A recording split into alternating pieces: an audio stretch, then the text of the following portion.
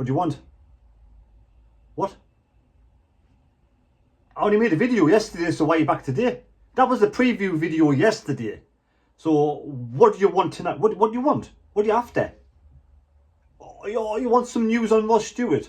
Right, okay. Right, I get it now. Here we go, back again with another video. And yes, it's only going to be a quick video because any news on Ross Stewart, any news that I get out of the club at any point that I think is sort of you'd like to hear about, I will tell you about. Doesn't mean it's 100% true. I am not making it up. It's just what my source tells me, or me contact at the club, should we say, a little contact lens at the club. You know, doesn't mean it's true, but I will give you pass the information on. But what is very interesting about the whole Ross situation is Ross Stewart. We had an interview yesterday with Alex Neil, and not once did the interviewer or the interviewee mention Ross Stewart. Now that there, for me, it's a bit dodgy. Not one information has come out from any media, any social media, any Sunderland Echo, the Chronicle, any news at all to do with Ross Stewart's trip away to Scotland. It is all hush hush. Now if Ross Stewart, if there was something, if he was perfectly fine, hunky-dory, there'll be people coming out saying, oh, he enjoyed his trip away to Scotland, he enjoyed his little, you know, meeting the lads up, his fellow Scottish teammates. He'd be on social media saying he enjoyed his weekend. Not a whisper, not a squeak. Not a squeak has come out from anywhere. I mean, unless I'm missing the plot here and I can't see it, but I've been on social media, I've been on the interweb, and I've looked on the dark web. I've looked everywhere for information to do with Ross Stewart, and nothing. It is quieter than a church. It's quieter than the library on a Sunday afternoon when it's not even open. So it's very quiet. It is very, very quiet, all Ross Stewart news. But I have been informed that it is not an injury, it is COVID.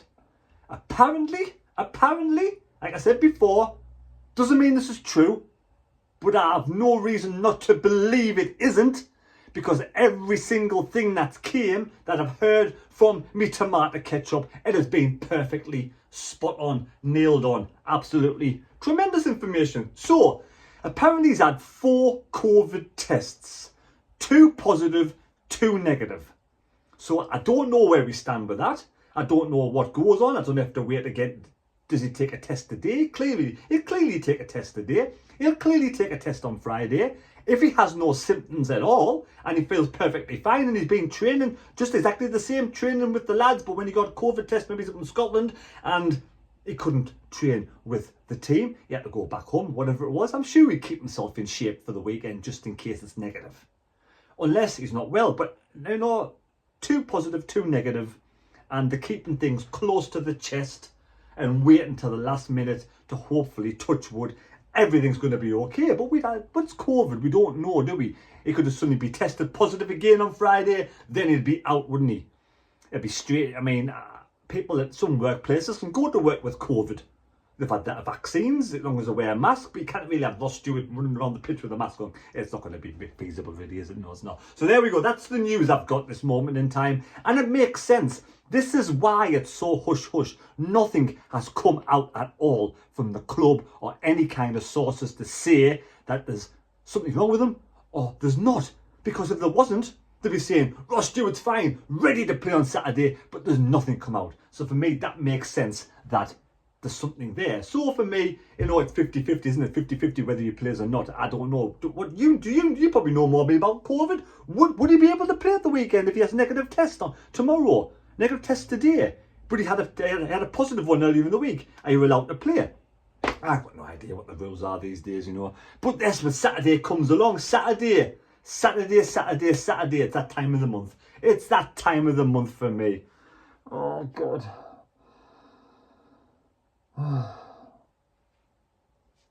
That time of the month. I'm at work Saturday, and it's touch and go whether I'll get away on time because it's the last stock take of the year, the big one. So if I miss the bus on Saturday, I'm afraid I'm going to have to be doing a live stream instead. because there's no guarantee I will get away on time to get the bus down to Sunderland for the match. So if that's the case, I'll just come back here and do a live stream. Hopefully, touch wood, I get away early enough to get over there, make wins to get the bus and get down to the match on Saturday. But have you seen what the games like this weekend? We have Plymouth versus Oxford. Now we have this moment in time. We've got Plymouth played 40 games on 74 points. Oxford are 5 points behind Plymouth. So for me, I want to see Plymouth beat Oxford. If Plymouth beat Oxford, then Oxford are still only 2 points ahead of Sunderland, but we played Gillingham. Now it's not given, no God-given right that we're going to beat Gillingham, especially if Broadhead's not there, Pritchard's not there, bloody Stewart's not there. What do you do? You tell me, what do you do? What formation do you play with no strikers? And who do you put up front? Who is the striker? I just don't know. I don't, because you need Clark and Roberts on the wings, or do you push them further central and then you have Gooch? And nah.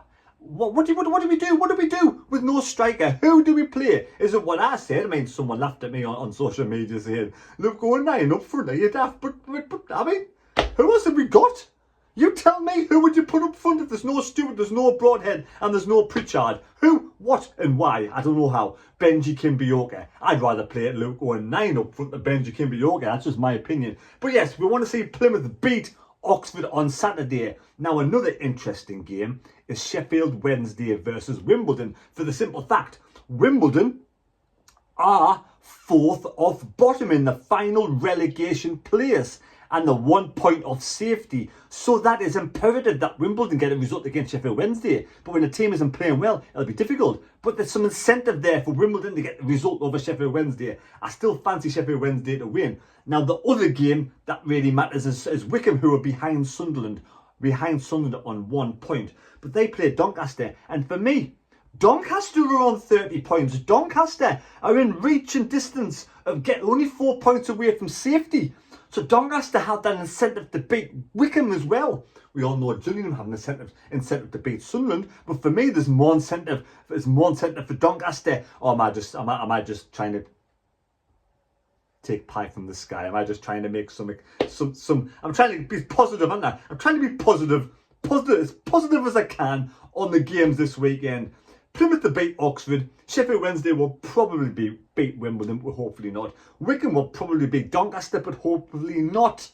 And Sunderland against Gillingham. We have to win. It's a must-win match. This is time for Alex Neil to shine now. He's got 7 games to sort this out. 7 games to get us in the playoffs. Can he do it? Can he do it? Hopefully he can.